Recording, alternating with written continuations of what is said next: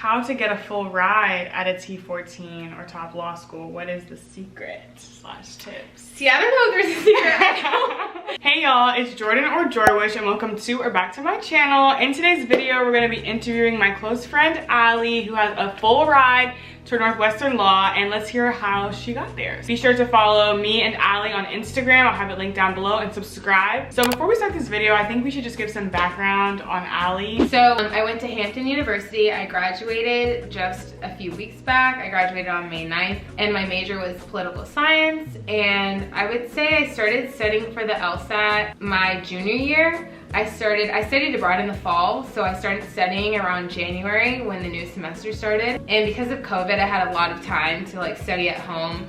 So I think I studied from around like January, kind of lightly.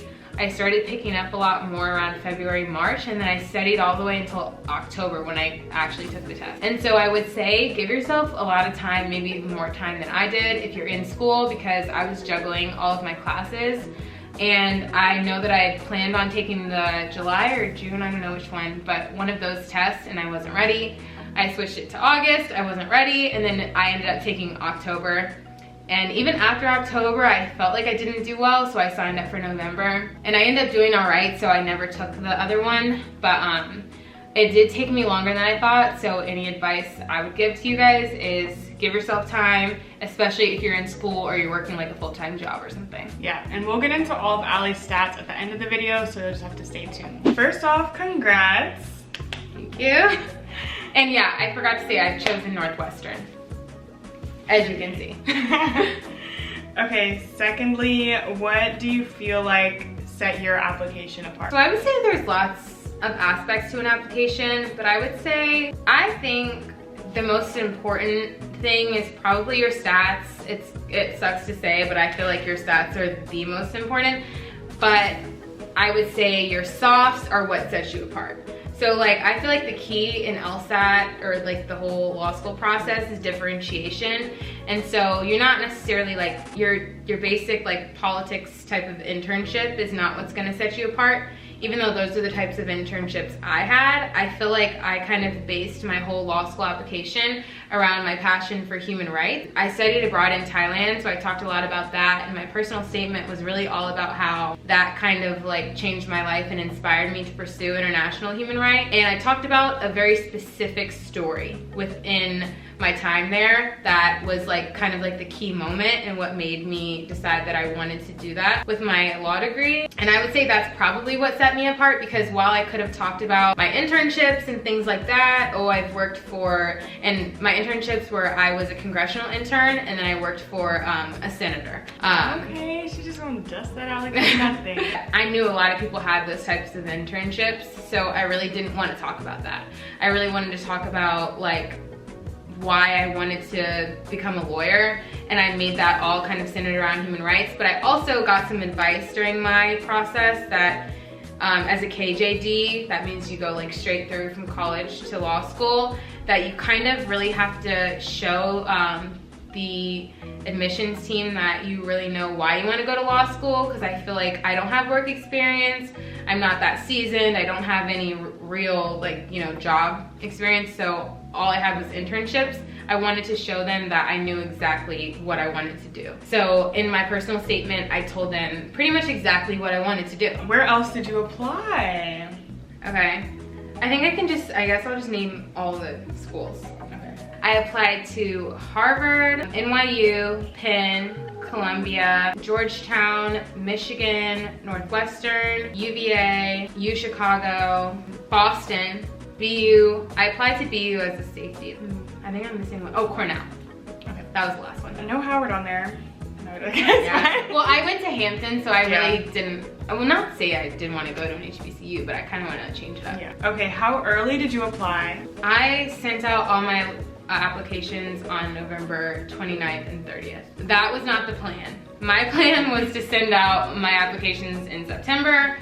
Like I said earlier, I didn't take the LSAT until October, so obviously I couldn't apply that early. Really, once I was done with the LSAT, I ran into so many other things that I think you guys should be aware of. So like, it takes LSAT a while to process your transcripts. You have to make sure that all your recommenders are in. So like for me, I think 2 professors and the chief of staff for my internship. And you know, one of my professors didn't give me my recommendation letter until 2 days before I applied. Even though I had told her 2 months prior, I'm like, maybe I should have told her like 4 or 5 months prior. Yeah. Because like, she had a lot of people who were applying to law school, a lot of recommendation letters to write. So I was literally just waiting on her. I would say that when you think you're gonna apply, give yourself a little bit of time. Try to maybe even have all your applications a month before when you really want to turn them in, because you just don't know what can happen.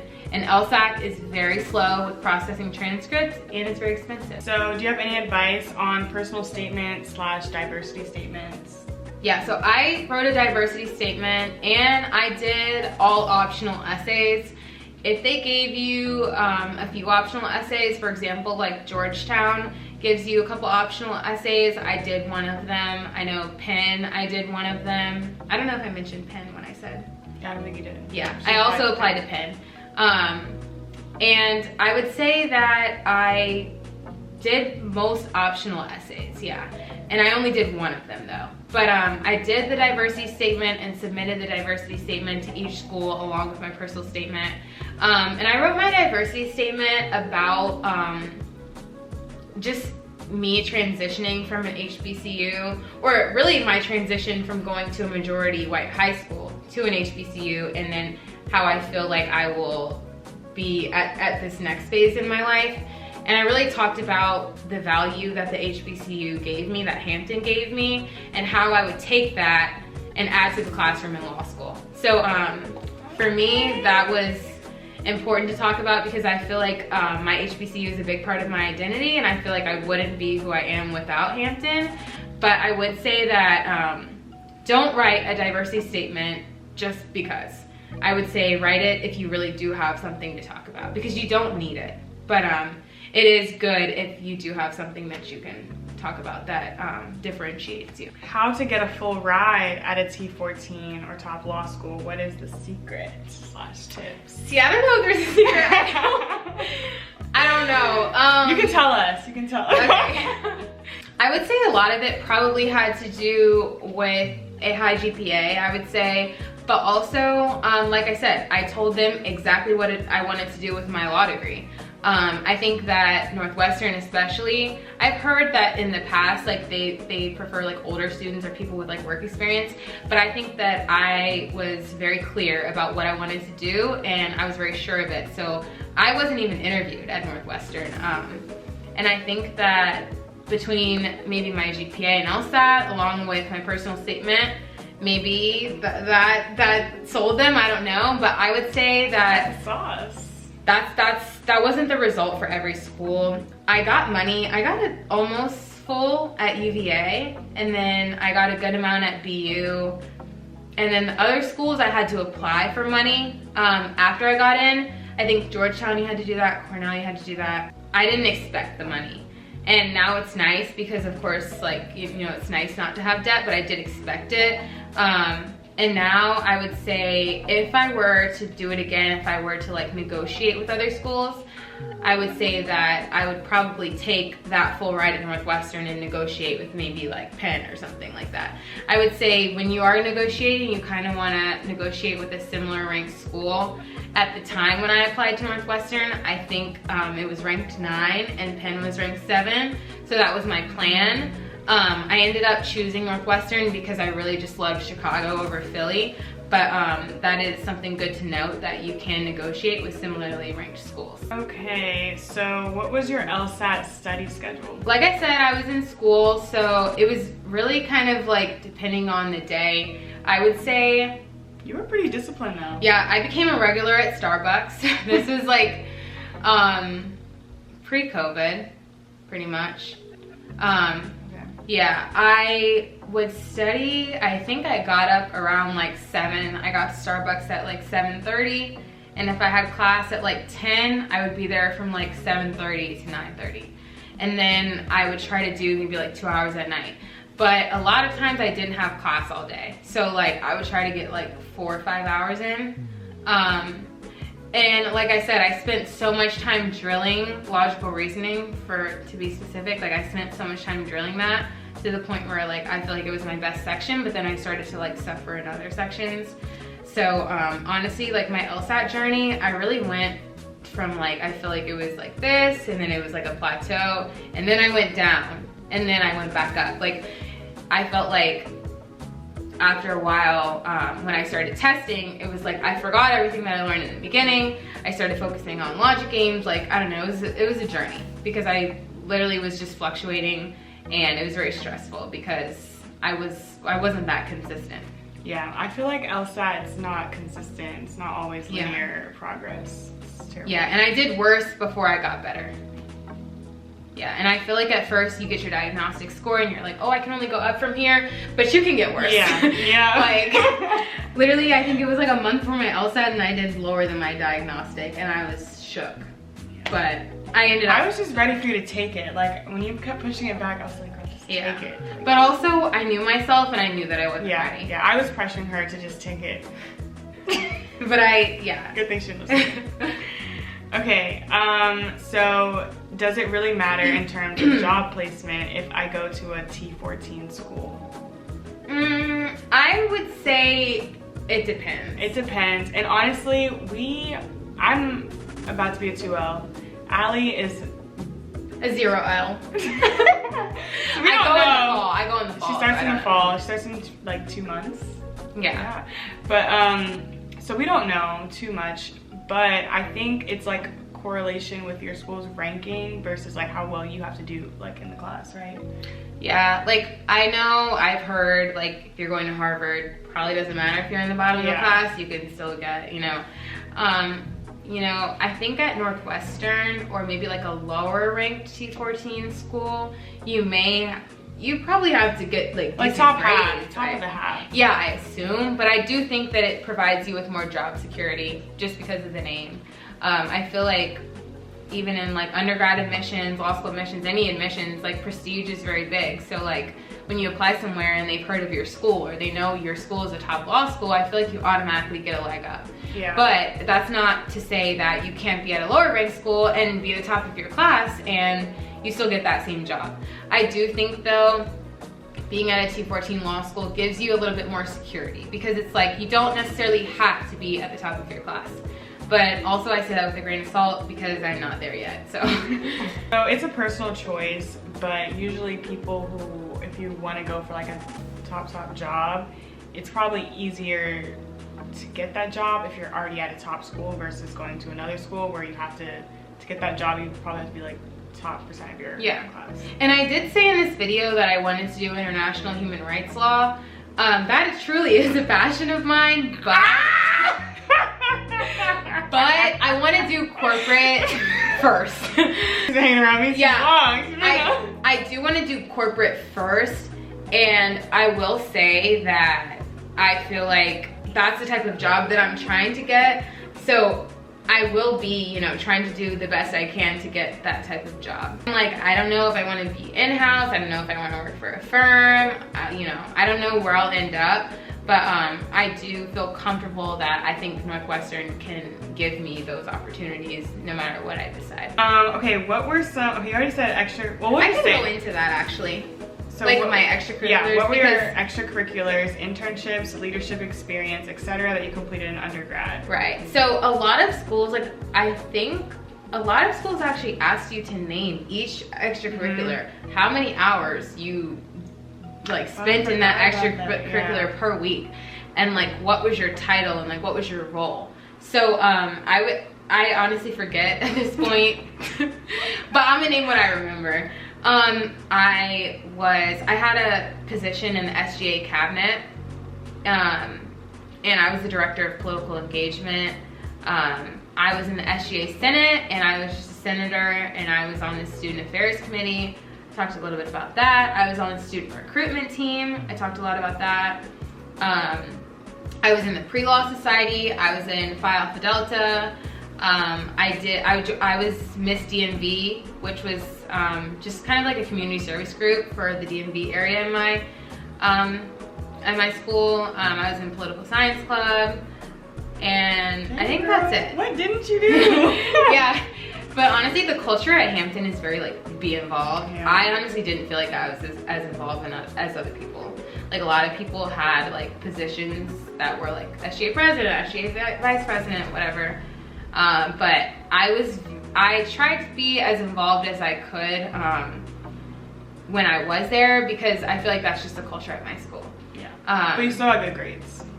Right, so. Yeah. And I would say with my internships, throughout the summer, like in my little supplemental like essays, for example, like Georgetown, one of them I talked about in experience in my internship. I feel like I wanted my application to show that I was well versed in all the different areas, and I wanted to show that I was involved in school, but I was getting good grades, I was doing community service, kind of all of that. Yeah, and I feel like it's really more important to like be very involved than to just have good grades, because it's like anybody can get good grades and they're not doing anything else.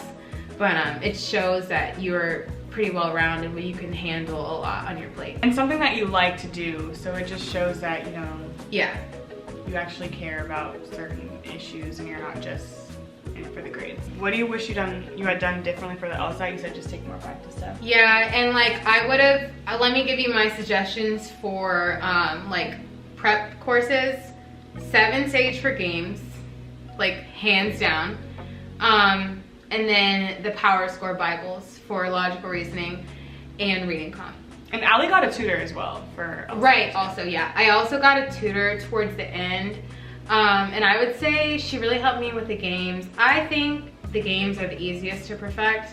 I was able to get perfect games by the time I was like about to take the LSAT. But reading comp was something that I really never got really good at. Like I was constantly missing 5 to 7. And that was like, I don't think I ever really got good at that. And I thought when I started taking the LSAT, I was like, oh, reading comp is gonna be easy. Yeah. But it was the hardest section for me. I feel like logical reasoning, I could get maybe like -1 or 2. Games I could get perfect. Reading comp killed me, like every time. So I wish I could have gotten better at that. And I think right before I took the LSAT was when I was really turning that curve. I literally think that if I would have given myself 2 more months, I would have been able to get a perfect score. Because after I took the LSAT, so I took the October and I was preparing for the November, I didn't have my score back yet until the November. But I literally remember finally getting a close to perfect score before the November one. And I was like, wow, I can finally do this. I never got to take the November, but I just felt like, okay, wow, I finally get it.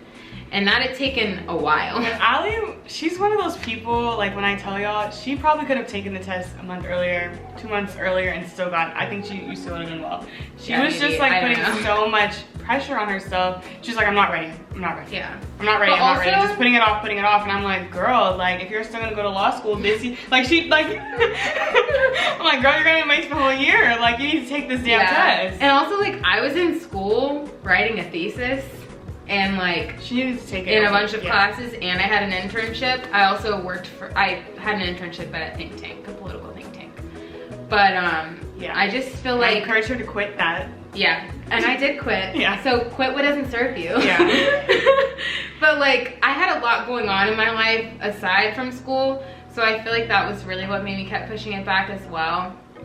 But like I said, give yourself time to be able to retake it, because you never know, your test day could go bad, whether it be like nerves or you know something happens. You want to give yourself a couple times after to take it. So like I would suggest if you can take it in the middle of the summer, do that, so that if you need to take it in August, in October, you can do that and still kind of like have something to fall back on.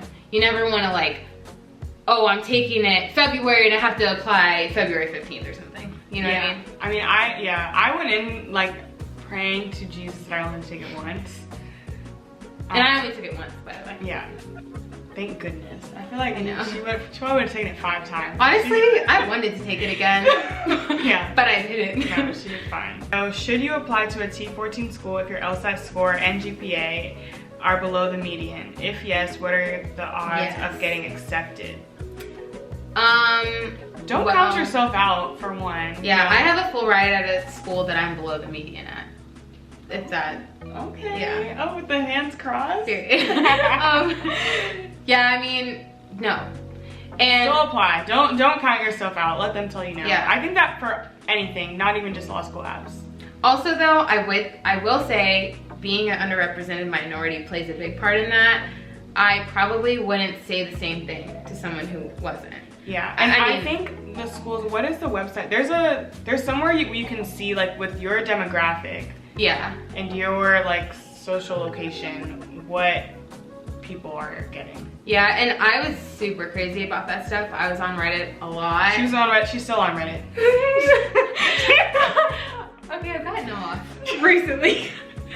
But like, I was on Reddit a lot, and I was on like, I think law school data. I was like calculating like, what chance do I have as an African-American female with this score and this GPA? Like, how many people have gotten into these schools? Like, oh, these are my hard, these are my soft. Yeah, and like, basically I was doing a lot of research to see what my chances were, but I knew that I had like somewhat of a decent chance because I feel like underrepresented minorities like do have, I guess, a better chance when you have a lower LSAT.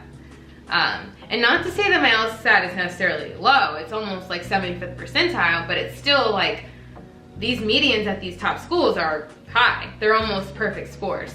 So, yeah, but when you make up like what, 2 or 4% of school? Yeah, it's better. Yeah. But I would still say that even if you are an underrepresented minority, you still have so much more about you that you can bring to the table. Riding horses throughout undergrad that brings something really different to the table to a law school. I know, like, I would always look on Harvard's website and it would be like one circus performer, like one person, like, I don't know, you raise goats or like, I don't know, but like, I think they're not looking for people who just are like perfect grades, perfect everything. Like, they want people who bring different opinions and ideas to the table in the law school classroom. The whole point is to, you know, have people who challenge you. Okay, so. Expert. No, I just on Reddit a lot.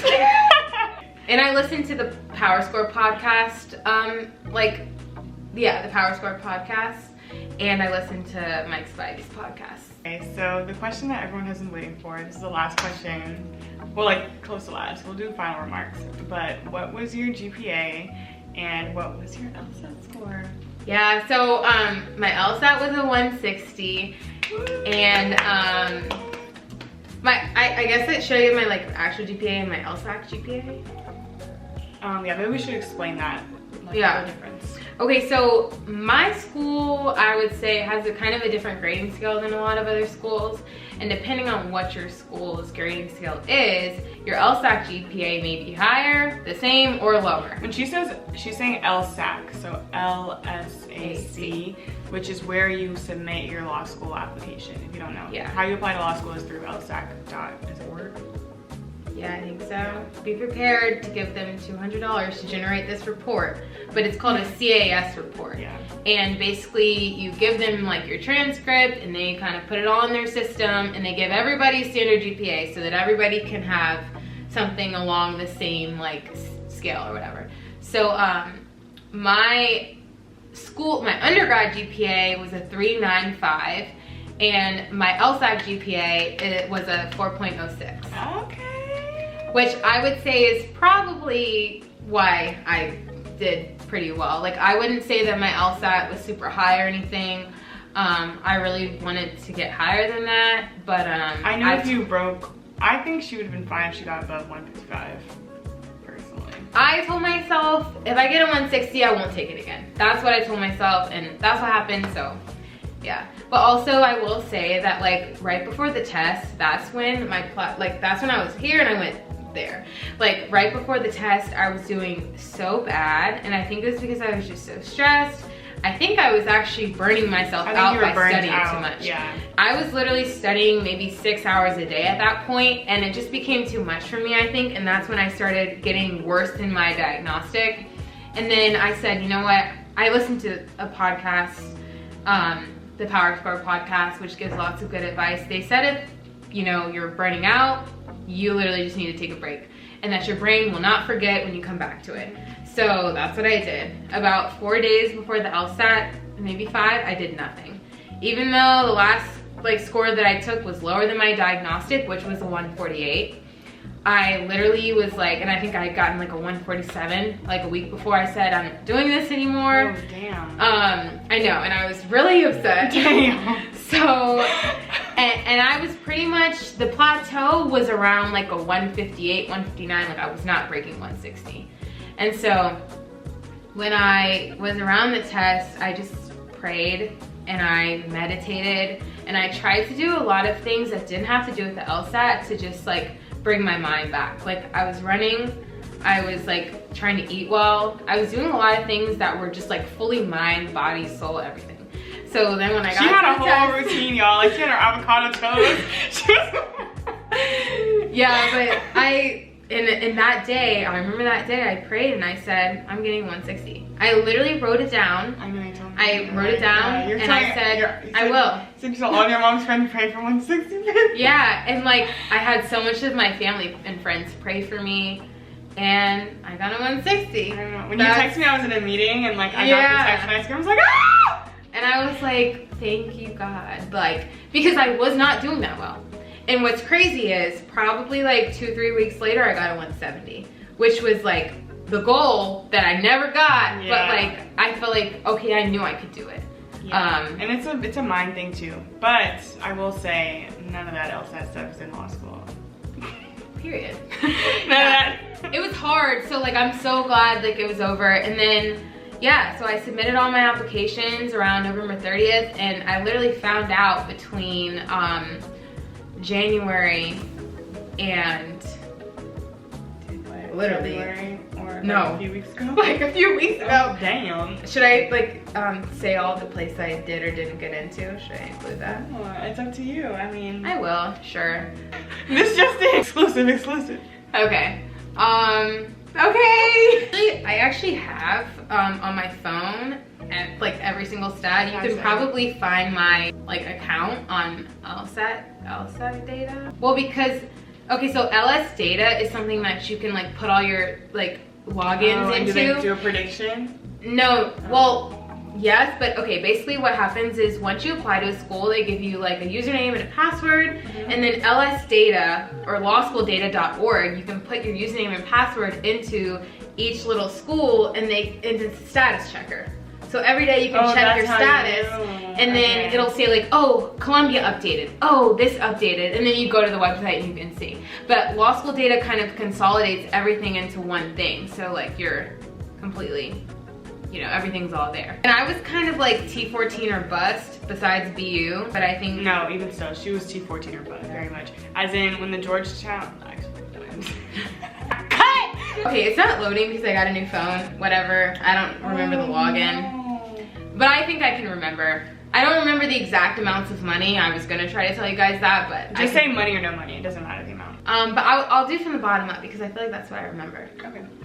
The end is gonna be bad because I didn't get into law school. But anyways, okay, so Georgetown, accepted.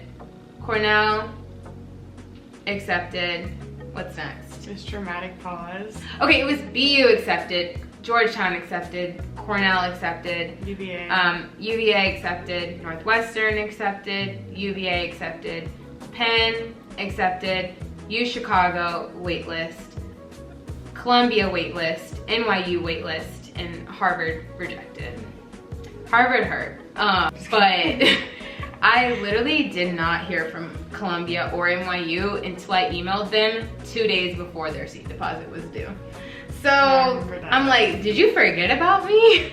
But basically, like, yeah, I had to email and I was like, what's my status? And they told me I was waitlisted. And then they asked me if I wanted to be considered, and I said no, because I had already submitted my seat deposit to Northwestern. So I was just rejected from Harvard, and I got 3 waitlists. Honestly, I will say my top schools were Harvard, Columbia, NYU, and Penn. And oh, I got money from UVA, Northwestern, BU, and then Georgetown and Cornell I had to apply, which I didn't.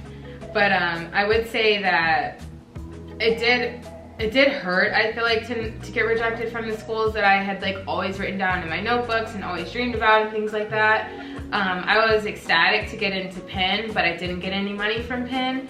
And so I just like, I think when I visited Northwestern, I realized like it's in the heart of Chicago, it's in downtown, and I really fell in love with it. And then I just got so much advice, like never turn down a full ride from a top school. So once I visited, I was like, okay, I really like this school. I really love the area, and I'm really excited about it. Yeah, so I didn't think that I would be in Chicago.